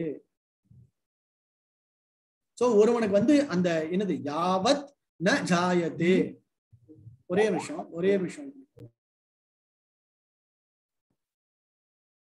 யாவன் ந ஜாயதே பராபரேஸ்மின் விஸ்வேஸ்வர திருஷ்டாதி பக்தியோக. சோ எவனுக்கு வந்து அந்த லவ்விங் சர்வீஸ், அந்த பகவானுக்கு சேவை செய்கின்ற பக்தி யோக கிடைக்காத வரையுள் அவன் என்ன பண்ணணும் அப்படின்னா இந்த மாதிரி ஏதாவது தியானம். அதனாலதான் பகவத்கீதை பாத்தீங்கன்னா முதல்ல கர்மா பண்ணு, சரி அவனுக்கு கர்மா தான் பண்ணி பிடிக்கும் அப்படி பண்ணு, இல்ல ஞானம் பண்றியா ஞானத்தை கண்டுபிடிச்சுக்கோ, இல்ல தியானம் பண்ணுமா தியானம் பண்ணு அப்படிங்கிறது. அந்த லவ்விங் சர்வீஸ் அதாவது வந்து பரஸ்பரம் பகவானுக்கும் தனக்கும் அந்த நிரந்தர உறவு இருக்கு. பகவானுக்கும் தனக்கும் எப்பவுமே அந்த உன்னதமான ஒரு ரிலேஷன்ஷிப், திவ்யமான ரிலேஷன்ஷிப், அதை யாராலுமே மாற்ற முடியாது. நான் பகவானுக்கு சேவை செய்வேன், எனக்கு அவரை ரொம்ப பிடிக்கும், அவர் தான் என்னோட கதி அப்படின்னு தெரிஞ்சு பண்ற அது கிடைக்காத வரைக்கும் என்ன பண்ணணும் அப்படின்னா இந்த மாதிரி தியானம் பண்ணணும் அப்படிங்கிறத சொல்லுங்க. சரியா? அதுதான் வந்து 14th ஸ்லோகம். எப்படி சொல்ல? ஸ்திரம் சுகம் சாசனம் ஆதிஷ்டோ எதிர் யதா ஜிக்ஞாசூர் இமம் அங்கலோகம் காலேச்ச தேசேச்ச மனோ. சோ தேச கால நம்ம பண்ணுவோம்ல, காலேச்ச தேசேச்ச மனோஸ்த சஞ்சயே பிராணம் நிச்சயேன் மனசா ஜிதாசு. ஸோ பொதுவா வந்து இந்த தேச கால பாத்திரம் ஒன்று ஒன்னா இது irrespective of the time place circumstance என்ன பண்ணணும், அவன் இந்த இடத்துல போய் உட்காந்துட்டு தியானம் பண்ண ஆரம்பிக்கணும். தியானம் பண்ணும்போது புலன்களை ஆட்டோமேட்டிக்கா கண்ட்ரோல் பண்ணணும், மனதை ஆட்டோமேட்டிக்கா கண்ட்ரோல் பண்ணணும் அப்படின்னு சொல்றோம்.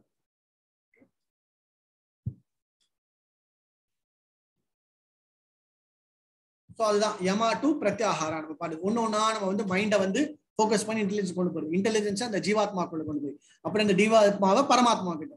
ஸோ நம்ம பகவத்கீதையில பார்த்தோம் உங்களுக்கு இந்த இந்த இதே டைரக்ஷன் தான். புலன்களை அடக்க வேண்டும், மனதை ஒருங்கிணைத்து வேண்டும், புத்தியை கொண்டு வேண்டும், புத்தி அந்த ஜீவாத்மாவுக்கு இது பண்ண வேண்டும், அப்புறம் அந்த ஜீவாத்மா பரமாத்மாவோட நிலைக்கு செலுத்த ஆரம்பிக்கணும். அப்படி பண்ணும்போது அது ஆட்டோமேட்டிக்கா அந்த ஹையஸ்ட் லோபோ பாஷந்தி லப்தோ பாஷந்தி சார். ஸோ அந்த அந்த லப்தோ பாஷந்தி அப்படிங்கிற நிலைக்கு வந்துட்டோம் அப்படின்னா அந்த லப்தோ பாஷந்தி லப்தோ பாஷாந்தேர் விரமேத்தக. ஸோ அந்த நிலை வந்துட்டோம் அப்படின்னா அதுக்கு மேல வந்து இந்த பௌதிக விஷயமான கலங்கங்கள், இந்த புலன்கள் இல்லைன்னா வந்து இந்த முக்குணங்கள் இதெல்லாம் இல்லாம போகணும் வந்துடாது. எத்திர காலோ நிமிஷாம் பரஹ பிரபு குதோனோ தேவஹா ஜகதாம் ஈஸ்வரே ந எத்திர சத்வம் ந ராஜஸ்தமஸ் ந ரஜஸ்தமஸ்ச ந வை விகரோ. ஸோ இந்த முக்குணங்கள் அதாவது ரஜோகுணம் சத்வகுணம் தமோகுணம் எதுவுமே இல்லாத குணங்களுக்கும் மேல வந்துடும். இந்த மற்ற இந்த பஞ்சபூதங்கள் இதுக்கு எல்லாத்துக்கும் மேல வந்துடும். ஸோ அதான் வந்து தியானத்தோட ஹையஸ்ட் சமாதி அப்படிங்கிற ஸ்டேஜ் வரும்போது இது எல்லாத்தையும் மேல வந்து நம்ம முன்னால வர முடியும் அப்படின்னு சொல்லி நமக்கு வந்து இதெல்லாம் ஒரு வழிமுறைகள் அப்படின்னு டீட்டெயிலா எக்ஸ்பிளைன் பண்றோம். ஏன் இதெல்லாம் எக்ஸ்பிளைன் பண்றாரு? இன்னும் அந்த பக்தியில வந்து ஸ்திரமா வர முடியல, நான் வந்து ஃபோக்கஸ் பண்ண முடியல, எனக்கு ஏதாவது ஒரு ப்ராக்டிக்கலான வழி என்ன சொல்லுங்க, நான் ஏதாவது பண்ணி கொஞ்சம் கொஞ்சமா வரேன் அப்படின்னா இது மாதிரி வழிமுறைகள் இருக்கு, தியானம் பண்ணுங்க.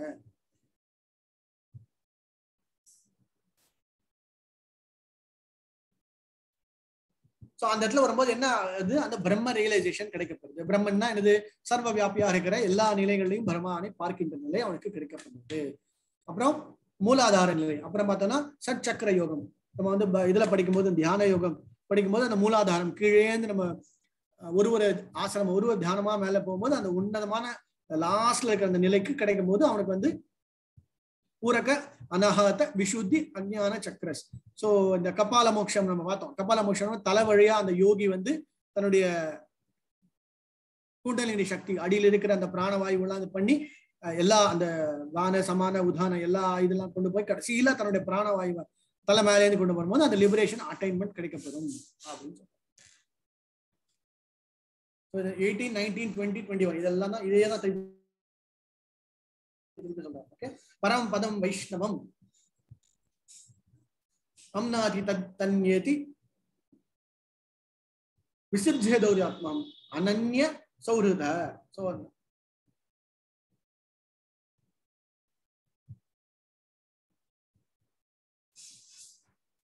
பொதுவா வைஷ்ணவம் பகவானுடைய அந்த வைஷ்ணவ நிலையில இருக்கிறவங்க என்ன பண்ணுவாங்க, மற்ற எல்லா விஷயத்தையும் ஃபோக்கஸ் பண்ணாம நேரா அந்த பகவான் கிட்ட சரணாகதி இடத்துக்கான என்ன இதுவோ அதுலதான் கான்சென்ட்ரேட் பண்ணுவாங்க அப்படின்னு எக்ஸ்பிளைன் பண்றார். அதுக்கப்புறம் அதுதான் 19, 20, 21 எல்லாமே இந்த இந்த கான்செப்ட் தான் நம்ம பார்க்கணும். சரியா?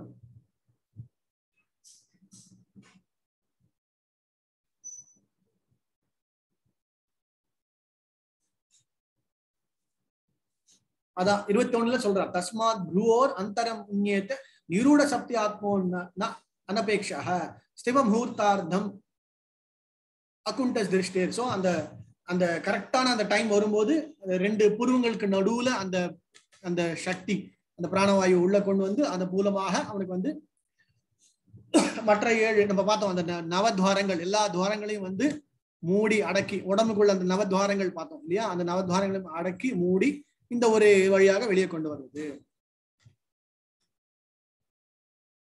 கபால மோட்சம். அது பார்த்தோம்.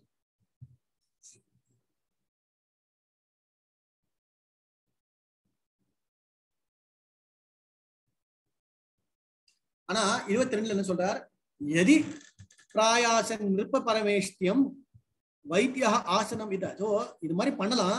ஆனா அவனுக்கு வந்து ஏதாவது ஒரு சூழ்நிலையில ஏதாவது ஒரு சின்ன ஆசை இருக்கு. என்ன ஆசை? இந்த லோகத்தை நான் என்ன சின்ன ஆசைன்னு சொல்லிட்டு ரொம்ப பெருசா சொல்றேன். என்னது? இந்த 14 லோகத்தையும் நான் வந்து பராமரிக்க, நான் தான் ஆளணும், எனக்கு இந்த 8 விதமான அஷ்டாங்க யோகங்கள்லாம் பண்ணி நான் வந்து அது மூலமா வந்து நல்ல இது கிடைக்கப்படணும், நான் வந்து வைத்தியாச அதாவது வந்து இந்த நாரதர் மாதிரி நான் பாட்டுக்கு எல்லா வேர்ல்ட்லயும் டிராவல் பண்ணணும், இந்த மாதிரி ஏதாவது ஆசைலாம் வருமா? நான் வந்து ராஜா 7 லோகத்துக்கு நான் தான் ராஜாவாகணும், நான் வந்து அப்படியே எல்லா பிளானட்டரி சிஸ்டத்துக்கும் வந்து அப்படியே வந்து ஃப்ளை பண்ணணும், இது மாதிரி ஏதாவது வந்து திடீர்னு ஆசைலாம் வந்ததுன்னா அவ்வளவுதான். இந்த மாதிரி ஆசை வந்ததுன்னா அவனுக்கு வந்து என்ன ஆகும்? கச்சிச்ச மானச இந்திரியாக. சோ பொதுவா வந்து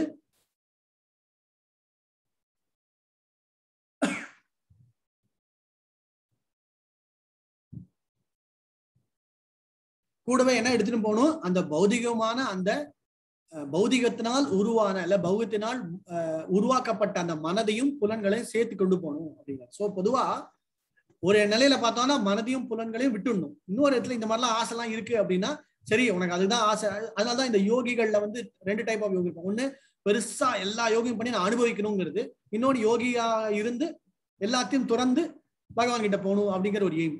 ஸோ கோல் வந்து வேற மாதிரி இருக்கும்போது அதுக்கு தகுந்த பலன் கிடைக்கும். அப்போ என்ன பண்ணணும்? அப்போ உனக்கு அந்த பலன் வேணும் அப்படின்னா அதை அனுபவிக்கிறதுக்கு உனக்கு சென்சஸ் வேணும். இப்போ வந்து அதை புரிஞ்சுக்கிறதுக்கு அனுபவிக்கிறதுக்கு அந்த இந்திரியங்கள் தேவை. இப்போ நான் வந்து இந்த மேல லோகத்துக்கெல்லாம் பறக்கணும் அப்படின்னா அந்த பறக்கிறதுக்கான அந்த சென்சஸ் இருந்தால் தான் பறக்க முடியும் இல்லையா? ஸோ அதனால அந்த புலன்களை எடுத்துட்டு போகணும் அப்படிங்கிறத சொல்றேன்.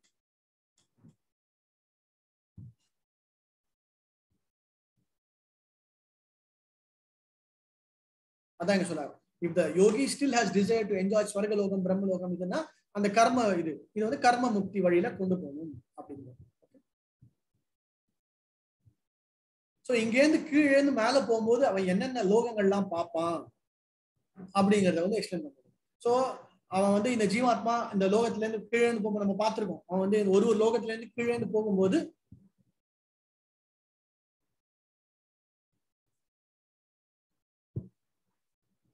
என்னென்ன லோகங்கள் பார்க்கும்போது அதை எக்ஸ்பிளைன் பண்ணிருக்காரு. இந்த ஃபர்ஸ்ட் வந்து வைஷ்வானர லோகம், அப்புறம் சிசுமார கன்ஸ்டலேஷன். சிசுமார கன்ஸ்டலேஷன் இங்க இருக்கிற அந்த மேல போக போக அந்த சிசுமார கன்ஸ்டலேஷன் ஒரு குரூப் ஆஃப் ஸ்டார்ஸ் இருக்கும். அப்புறம் மகர்லோகம், அப்புறம் பிரம்மலோகம், அதுக்கப்புறம் பிரம்மலோகத்துக்கு மேல அந்த லேமெண்டேஷன் ஃபியர்லாம் குறைஞ்சு போயிடும். அப்புறம் ஒண்ணா இந்த என்ன சொல்றது பஞ்சபூதங்கள் நிலைக்குல இருந்து மேல போவாங்க.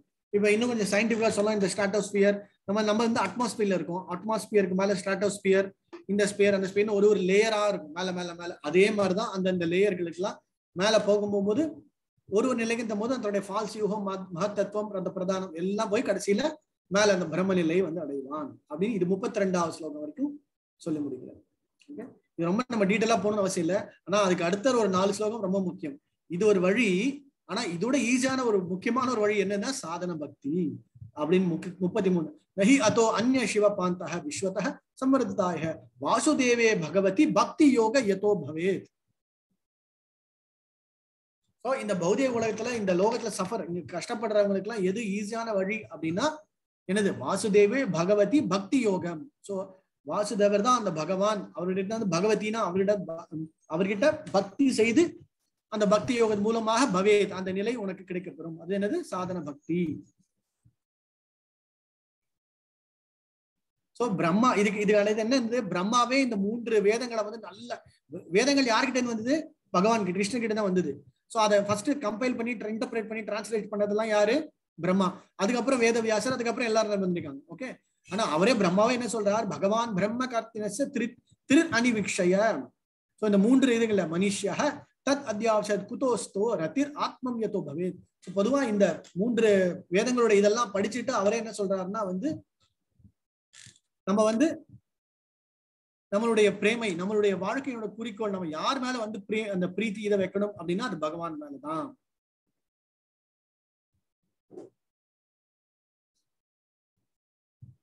அந்த சாதன பக்திங்கிறது என்னது? பொதுவா சாதன பக்தினா என்னது? சாதனா அப்படின்னா பிராக்டிஸ். அப்படின்னா என்ன அர்த்தம்?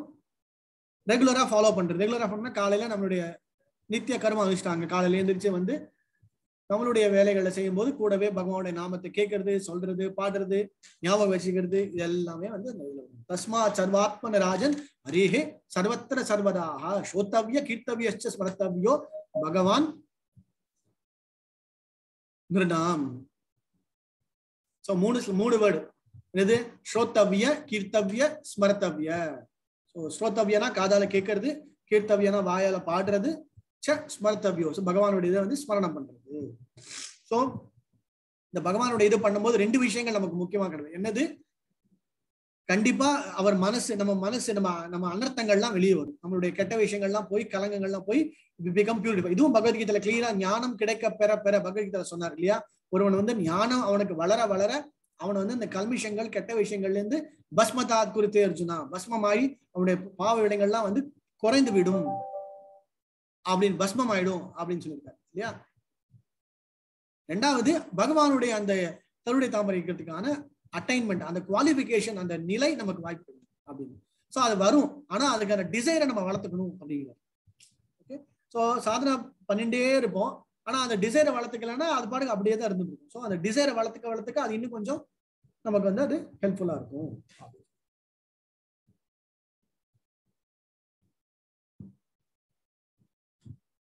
இத 37ல பிபத்தியே பகவத ஆத்மனஹ சதாம் கதா அமிர்தம் ஸ்ரவண பூதேஷு சம்பிருதம் புனன்னந்தி ச விஷய புனந்தினா கிளீன் அப் ரஜந்தி தத் சரண சரோஹிதாம். சோ கண்டிப்பா 2 விஷயங்கள் கிடைக்கிறது. பகவானுடைய திருவடி தாமரை, இன்னொன்னு நம்மளுடைய அந்த பௌதிக விஷயத்துக்கான இந்த கெட்ட கல்விஷயங்கள்லாம் போகும் அப்படின்னு சொல்லி. சோ இந்த சாப்டர் ரொம்ப இன்ட்ரெஸ்டிங்கான சாப்டர். என்ன அப்படின்னா இந்த அஷ்டாங்க யோகத்தை பாத்தீங்கன்னா ஃபுல்லா எக்ஸ்பிளைன் பண்ணுவாங்க. யம நியம ஆசன பிராணாயாம பிரத்யாகார, இந்த தாரண ரூபமா விஸ்வ விராட் ரூபத்தை எப்படி நம்ம வந்து ஞாபகம் வச்சுக்கிறது அப்படின்னு. சோ முதல்ல நம்ம வந்து கிரமம், அதாவது வந்து அதாவது நம்ம ஒரு நிலையா கொண்டு போய் நம்ம மேல போறது. அது தவிர இந்த தாரண வழியா நம்ம வந்து எப்படி வந்து டிட்டாச்மெண்ட் வளர்த்துட்டு யோகன் வழிமுறையில கொண்டு போகுது. அதான் நம்ம பார்த்து தியானம் சரி அந்த சமாதி நிலை அடையும் இல்லையா? ஆனா அதோட பெஸ்ட் வழி என்னது? இந்த கடைசியில 2-3 சமயத்தை டப்புன்னு போட்டு உடைக்கிறார். என்னது? சாதன பக்தி அப்படின்னு. சோ பரீட்சைத் மகாராஜ் கேட்கிற கேள்விக்கு பர்ஃபெக்டா ஆன்சர் ஆரம்பிக்கிறது அதே மாதிரிதான் பகவத்கீதா மாதிரி தான் உங்களுக்கு ஆரம்பிக்கும். சரியா? அதுதான் இப்ப 3rd சாப்டர்லயும் பார்க்க போறோம். Pure devotion service. First step என்னது? ரியலைசேஷன். செகண்ட் ஸ்டெப் என்னது?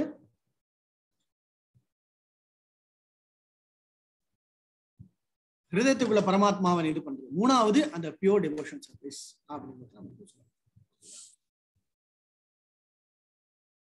இன்னைக்கு இதோட நிறுத்திப்போம். தொடர்ந்து நாளைக்கு. ஹரே கிருஷ்ணா. ஏதாவது டவுட் இருக்கா?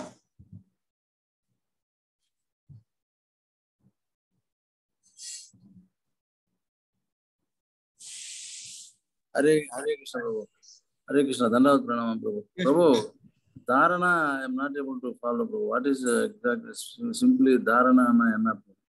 Dharana means, okay, we have to go back to Bhagavad Gita. Just give me 1 second.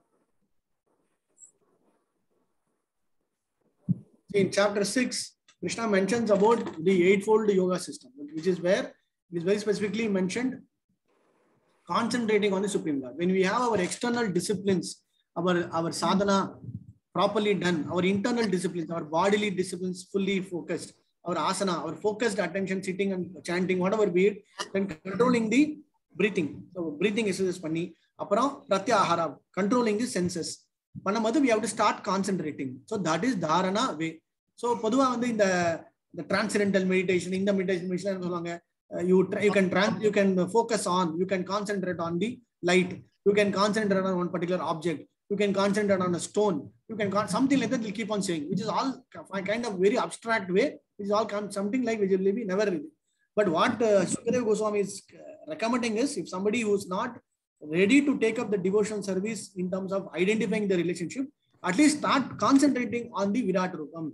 Or if you are not able to do that way, then follow the way of identifying and concentrating on your Paramatma sitting inside you. I mean, so the Paramatma features he explained. Okay, the Chaturbhuja form with 4 hands with Sangha Chakra Gadha Padmam. How is his form? So the other way of concentrating is the entire Virat Rupam. Whatever be it, the dharana is concentrating on the God to have the final attainment or moving to the Brahman realization. That is the Samadhi stage. Okay, so when you start doing the dharana, then that absorption will come. That is the dhyana. Okay, so once that absorption is come, then all the external influences will go away. Your mind will be completely out. Your intelligence also will be completely out. Your senses will be completely out. Nothing will be there. You will be complete in a dhyana stage. And finally, when you have that Brahman stage, both the Jivatma and Paramatma, you will be able to be in the same state of place where you will be able to see and realize. Okay. Okay. To concentrate on Vishnu Rupa, who is in Vishnu Rupa only. So not blank. We should concentrate in a particular. Correct. So this is what I explained in 6th chapter also. If you see, yamas is nothing but your ahimsa, satyam, arjam, whatever you are trying to follow, brahmacharyam, whatever you do is all external. Internal is your saucham, satosham, swadhyam, tapas. So whatever your personal contact, then your postures, then your breathing, then your pratyaharam, controlling over your senses, focusing dharanam, then dhyanam, and then pancham. This is what he's explaining. Okay, and that only. What are the steps? Your mind, controlling your mind, then where to sit, that was Sucha Udesha Pratipadasya, Stiram Ashanam. So this is all you remember, okay? Nati Uttishtam, Nati Nicham Chailam. So these are all the ways that has been explained there. And the same thing what Sukadeva Goswami is also mentioned. Okay, Prabhu. Thank you, Hare Krishna. For that, what do you need? Utsaha and Utsaha, Dhairya, Nishchaya. What we need is the practice and determination. That's all.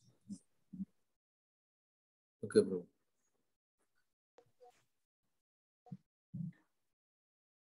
Hare Krishna. Thank you.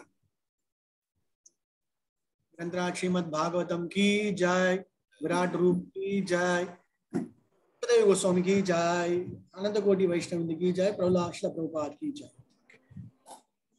So now we are celebrating Damodaraman. So I humbly request all the devotees, ella bhaktaralukkum or panivana vendukol. You see the photo, நீங்க வந்து வீட்ல Google photo இல்ல இந்த photo போன்லயாவது இந்த photo download பண்ணிட்டு இந்த மாசம் முழுக்க காலையில ஒரு 7 முறை மாலை ஒரு 7 முறை அற்புதமான இந்த தாமோதரோடைய இந்த போட்டோக்கு நீங்க வந்து நெய் விளக்குனா அந்த விளக்க வந்து நெய்ல கொஞ்சம் திரிய இது பண்ணிட்டு அதை காமிச்சிட்டு அந்த விளக்கு அப்படியே வச்சிருங்க. உங்க வீட்ல வந்து அகல் விளக்கு இல்ல, அந்த அகல் விளக்கு இல்லாட்டி பரவாயில்ல, நார்மலா வீட்டு விளக்கு எதுனாலும் காமிக்கலாம். 2 times, Prabhu. 2 times. 2 times is highly recommended. Okay. At least once. With song, Prabhu. With song. With song. Yes. For you and all, it is definitely with song. Yes. Hare Krishna. பாட்டு தெரியல அப்படின்னா பரவாயில்ல, but Damodara அஷ்டகம் இருக்கு. Okay. ஆமா. இது பண்ணுவா. Maybe after tomorrow or day after tomorrow we will sing that song also. Then we can do that. Okay. I will do it. I am doing once. I will do.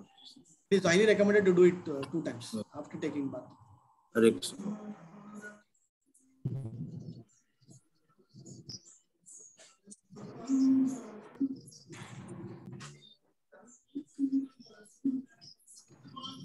Hare Krishna. Hare Krishna, Prabhuji. Thank you very much.